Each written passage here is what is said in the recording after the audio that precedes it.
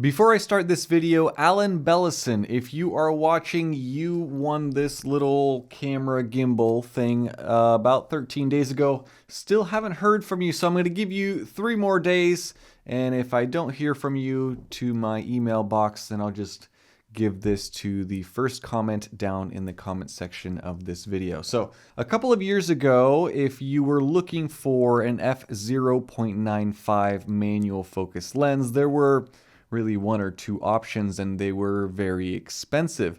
Nowadays, it seems like there are more and more of these f0.95 lenses coming out on the market, and a lot of them are coming from 7artisans. In today's video, I'm reviewing one of the newest offerings from 7artisans, this 25mm f0.95. So let's start by seeing how it comes packaged. It comes in a nice sleeved white box. Inside there is an instruction manual and the lens, which is nestled nicely in some foam padding. Also included is a plastic rear lens cap and a metal tension fit front lens cap. First impressions, this lens is quite heavy. It weighs a significant 590 grams. It is very solidly made, however, with an all metal and glass construction, good finishing, and tolerances which are excellent. Starting at the rear, there is a polished gunmetal lens mount, no electronic connections as this is a fully manual lens. There is a nice focal distance scale on the body of the lens with 25mm in red on the side. The manual focus ring is excellent, very smooth, has solid uniform resistance, and has a rotation of about 45 degrees from minimum to infinity. It is among the best focus rings that I've handled.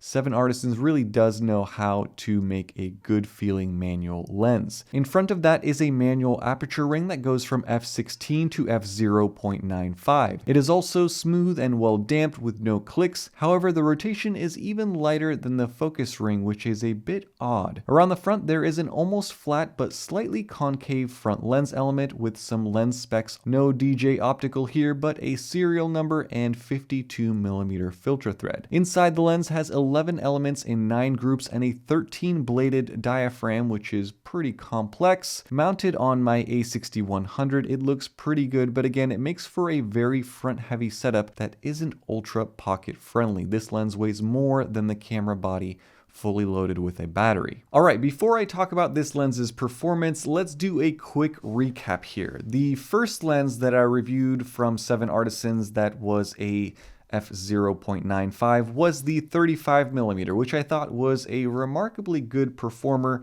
especially for the money at $250. It's a good low light lens. Optically, it wasn't the sharpest thing in the world, but it was not bad. Next up was the 50mm f0.95, which I reviewed, I believe, in late 2021, and that lens simply wasn't great. It produced what you can call dreamy results, which is another way of saying that the lens optically is just soft.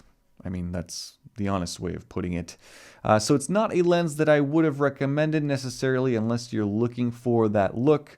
But anyway, that is an option. Also, it was very budget friendly, I think right around $250 or so. So in comes this 25mm, which sort of completes the trifecta, if you want to call it that. A wider aperture, also designed for APS-C, manual focus, super fast lens. So let's talk about how this thing performs. And I'll be blunt here, it is the worst performer out of the 3 lenses, which is a bit odd. It is larger than the other 2 lenses, it has more lens elements, it has a complex design, brilliant build quality and feel, but optically it just simply disappoints. Wide open, you get images that look a little bit strange. Obviously at f0.95 there is a shallow depth of field, but this is a 25mm, so you don't get quite the shallow depth of field of the 35mm or the 50mm.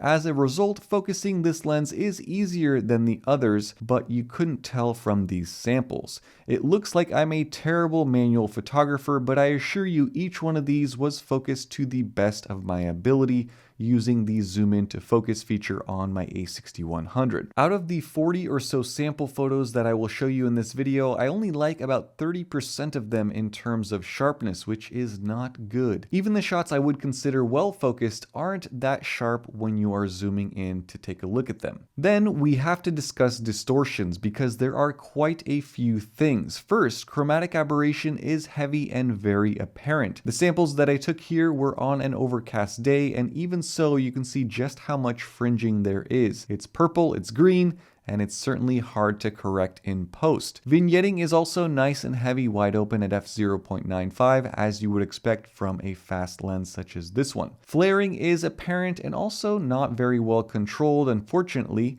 and there is no supplied lens hood even for the seemingly high price of this lens. Now let's talk about bokeh. An f/0.95 lens should have nice creamy bokeh, and for the most part this 7artisans does produce bokeh, but there are a couple of problems. First, the bokeh is oddly seldom circular. Apart from the very center of the frame, the corners turn into cat eyes quite quickly, even at the top of the frame and the bottom of the frame as well, so that is not ideal. However, what is worse is these dark areas to the bokeh balls. I don't even know what these are. It's weird. You get some black sections on the top and bottom of the bokeh ball and even some dark areas on the sides. It's almost like the bokeh balls want to be a square, and it's not something that I've ever seen before on a lens. It seems to affect all sorts of points of light. As you can see here, the white light is also affected by those dark areas. And yes, it is distracting even if you have a subject occupy most of the center of the frame and just leave some bokeh on the sides. It's truly strange. I would say it's unique,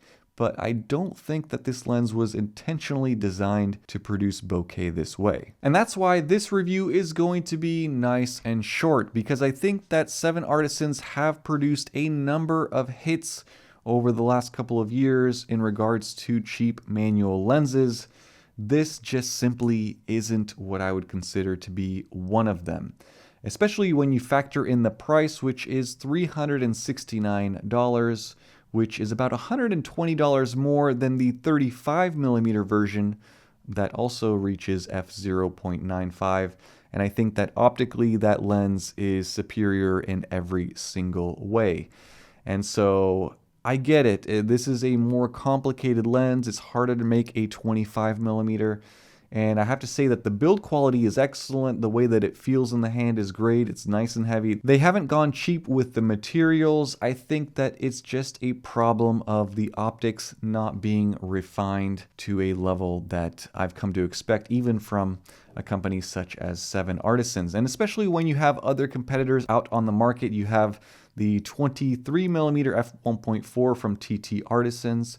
You have the Camlan 28 f1.4, and then even their own 7artisans 25 f1.8. I think optically will probably blow this thing out of the water. I don't have one to compare it to, but it would be a shame because that lens is $70 and this one is $370. So it is an interesting lens to say the least. I think that there is maybe a fringe group of photographers that are looking for kind of strange looking reproductions from lenses. It is not for me, but you might be in that group, so this might be right up your alley. Let me know down in the comments below. As usual, thank you so much for all of your comments, all of your likes, and all of your support.